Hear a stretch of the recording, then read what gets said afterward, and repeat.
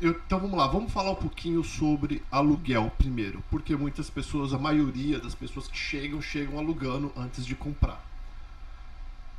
Casa, a gente sabe que tá difícil, mas tá difícil, mas apartamento é outra conversa, ou não? Olha, Paulo, tá difícil. Eu vou falar um pouquinho mais de administração de imóveis porque a gente tem um contato mais De direto locação, com a pessoa. De locação, que a gente tem um contato mais direto lá com a Welcome Home e pode falar um pouco mais. Paulo, o mercado de locação está um pouco complicado agora no geral. Apartamento, casa, townhouse, de forma geral. Justamente por isso, porque a Central Florida realmente está num hot market, né, que a gente chama agora, ou seja, está num momento assim de muita expansão, recebendo muita gente de vários lugares dos Estados Unidos que estão relocando para cá, e com a abertura da fronteira também, somada essa questão da abertura das fronteiras. Então, de fato, tá um momento um pouco mais complicado, não que não exista, não que a gente não encontre, mas tá sendo mais difícil. E a gente tem trabalhado bastante com outras alternativas, como luxury apartments, que são esses apartamentos que são administrados por uma única empresa, né, um pool de empresa, e para poder oferecer essa oportunidade para os nossos clientes, quando a gente não consegue encontrar alguma coisa no mercado que esteja dentro do orçamento dele também. Então vamos falar rapidinho sobre isso, que eu tenho até pessoas perguntando sobre locação aqui. Você falou luxury apartment é diferente. Para nós brasileiros do Brasil, apartamento é tudo apartamento. Tudo a mesma coisa, né? Então a diferença que você, para eles entenderem, um tipo tem cada um é um dono, o outro só tem um dono. Explica como funciona. Vou explicar rapidinho. Direitinho. Fala perto ou puxa o microfone um pouquinho que você tá longe. Oi. Isso. Pronto, vou explicar direitinho. O apartamento normal como a gente tem aí no Brasil, você tem, né, as unidades, a torre de um edifício, e cada unidade tem o seu proprietário e eles colocam nas administradoras ou alugam diretamente com os locatários, tá? É a locação normal. A locação em luxury apartments, o seu locador, né, quem está te alugando esse imóvel, é uma empresa. Ele é dono de todo aquele complexo. Geralmente é um complexo de 3, 4, 5 unidades de blocos, né, de apartamentos, que geralmente tem 3 andares, e em cada andar tem mais umas 5 unidades. Eles também oferecem unidades com plantas diferentes, plantas de 1 quarto, de 2 quartos, de 3 quartos. E amenidades, né, que também tem, né, nos condomínios de apartamento normal. Mas assim, tem uma super piscina, tem outras coisinhas ali.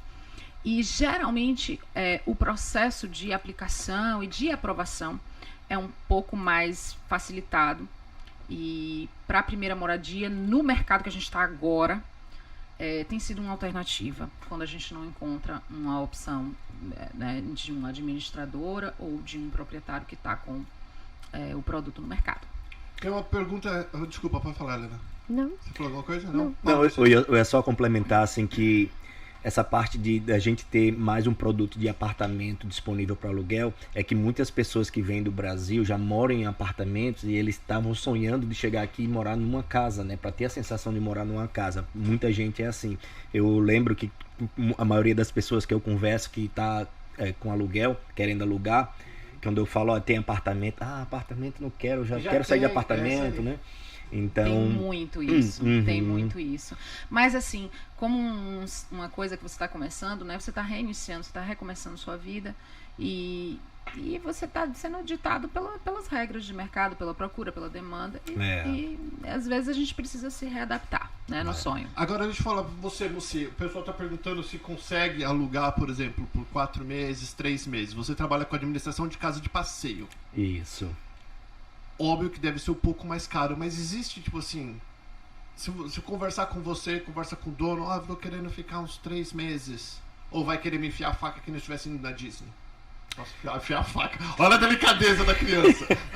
É o seguinte, a gente sempre recebe essas perguntas também de uma pessoa que quer ficar 3 a 6 meses, 6 meses, até por conta do visto mesmo que tá vindo, né?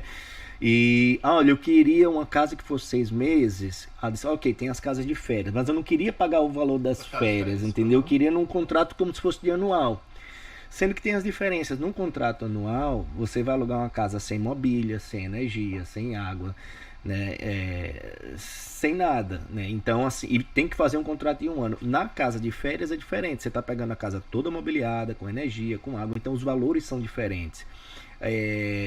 Para o proprietário de uma vacation home, para quem é dono de uma casa de férias, que aluga essas casas por temporada, não é vantajoso hoje em dia alugar uma casa por um valor mais barato se ele pode ganhar mais nas diárias. Então, por esse motivo, eles não querem, entendeu? Eles preferem que alugue menos, mas ganhando mais. Isso.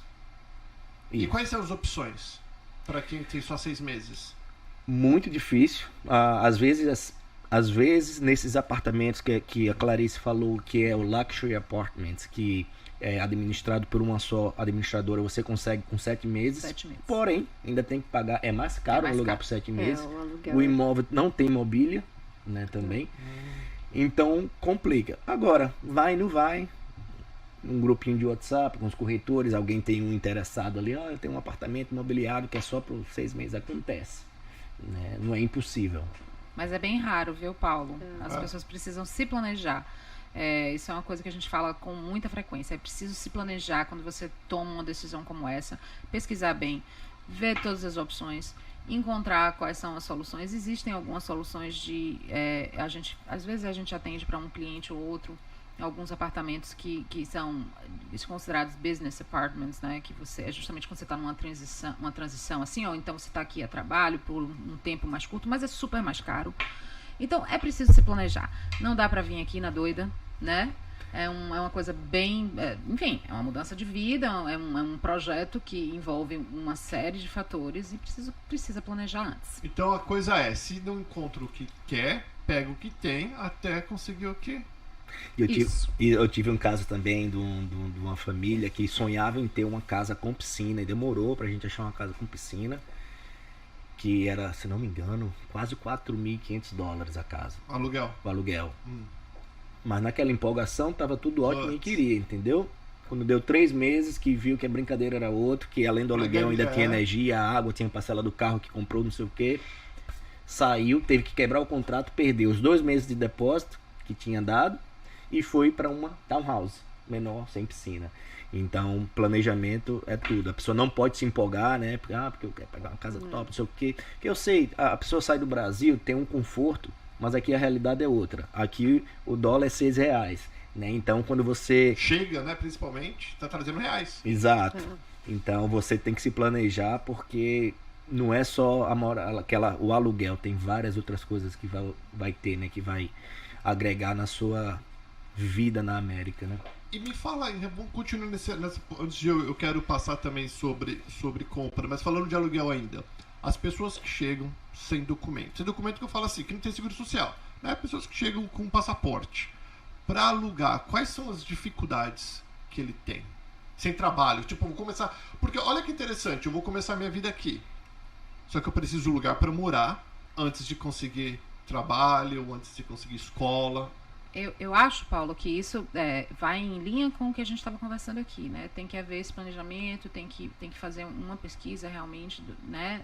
As possibilidades, aonde você pode alugar e o que é que acontece, quais são as exigências, né, de cada administradora.